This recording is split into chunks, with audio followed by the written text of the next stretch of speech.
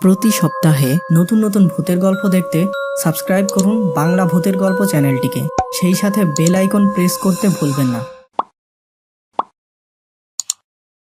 একটা লাশকে অনেকক্ষণ রাখলে খারাপ জিনেরা ওই লাশকে নিয়ে যেতে চায়। বন্ধুরা, আজকের এই সত্যিকার ভূতের ঘটনাটি পাঠিয়েছে নাইমুল ইসলাম, বাংলাদেশের ঢাকা থেকে। আর এই ভৌতিক ঘটনা ঘটে তার শিক্ষক মারুফ এর সাথে। আজকের বিশেষ প্রশ্ন, তোমরা কি কেউ কখনো রাতে কোনো মৃত মানুষকে অনুভব করেছো? আর করে থাকলে সে কে ছিল?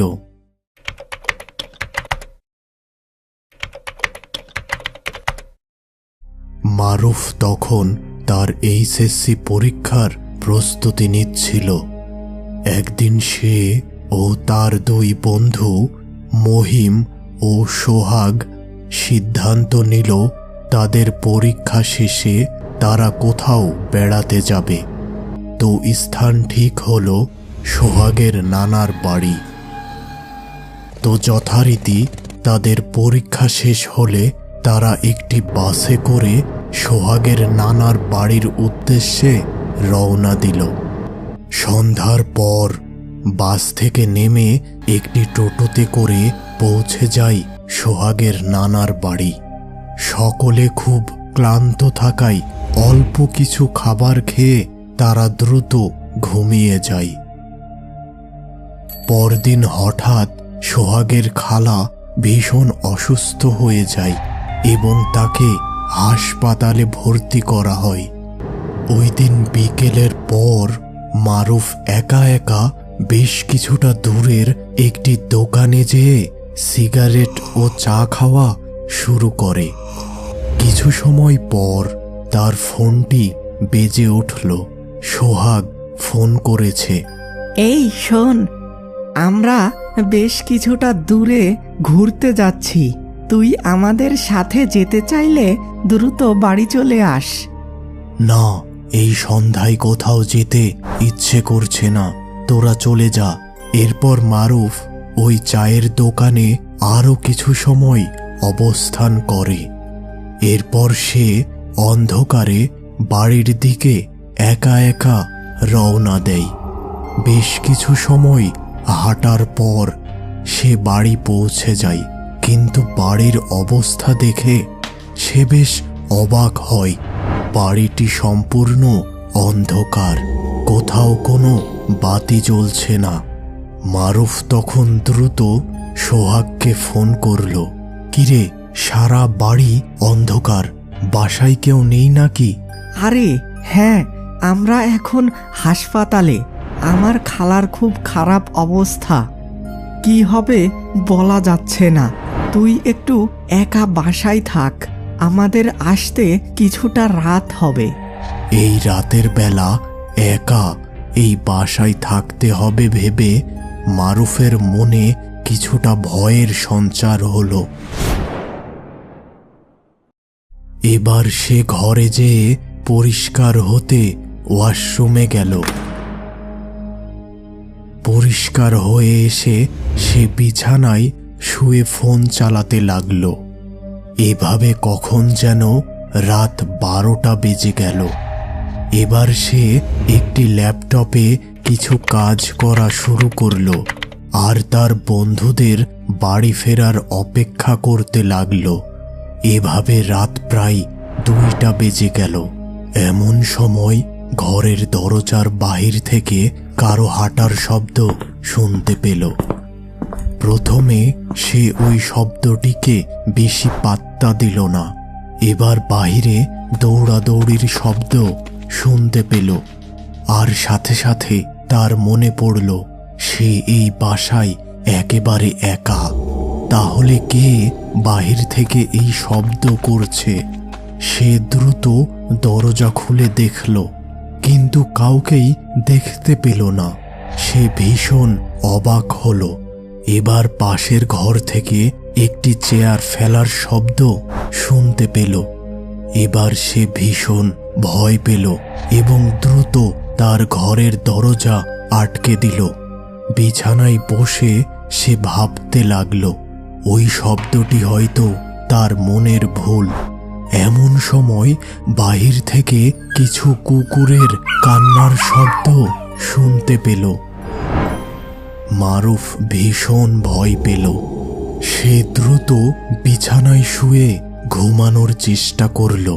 এমন সময় ঘরের জানালায় সোহাগের খালার মতো একজন মহিলা এসে বলল, মারুফ, তুমি একটু বাহিরে আসো। সোহাগের খালা ভীষণ অসুস্থ হয়ে হাসপাতালে ভর্তি ছিল। তাহলে এই মহিলা কে? এবার সে বুঝতে পারে এই মহিলা আসলে কোনো জিন। সোহাগের খালার বেশে কোনো জিন তাকে ডাকছে। সে ওই সময় ভীষণ ভয়ে অজ্ঞান হয়ে যায়। সকালে দরজায় ভীষণ কড়া নাড়ার শব্দে ঘুম ভাঙে মারুফের। দ্রুত সে দরজা খুলে দেয়। কিরে, ঘুম ভাঙতে এত দেরি হলো কেন? আর একটা দুঃসংবাদ আছে, আমার খালা গত রাতে হাসপাতালে মারা গেছে। মারুফ ভীষণ হকচকিয়ে যায় এবং গত রাতের ভৌতিক অভিজ্ঞতার কথা তাদের জানায়। এসব শুনে সোহাগ ও মহিম ভীষণ ভয় পায়।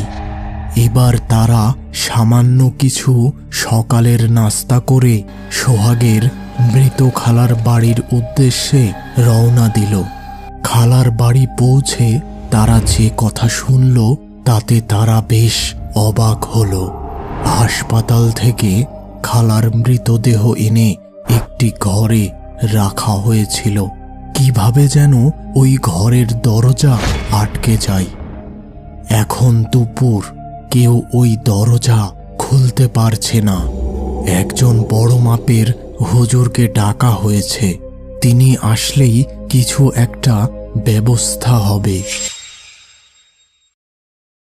এসব কিছু জেনে মারুফ ভীষণ ভয় পেয়ে যায় এবং সে সিদ্ধান্ত নেয় যত দ্রুত সম্ভব এখান থেকে নিজ বাড়ি পৌঁছাতেই হবে। বেশ কিছু সময় পর একজন হুজুর আসলেন এবং তিনি ওই লাশ রাখার ঘরের দরজার সামনে যেয়ে চোখ বন্ধ করে কিছু পাঠ করলেন এবং দরজা উদ্দেশ্য করে ফু দিলেন। এবার দরজায় হাত দিয়ে ধাক্কা দিতেই দরজা খুলে গেল। এই লাশ আর গোসল করানোর দরকার নেই।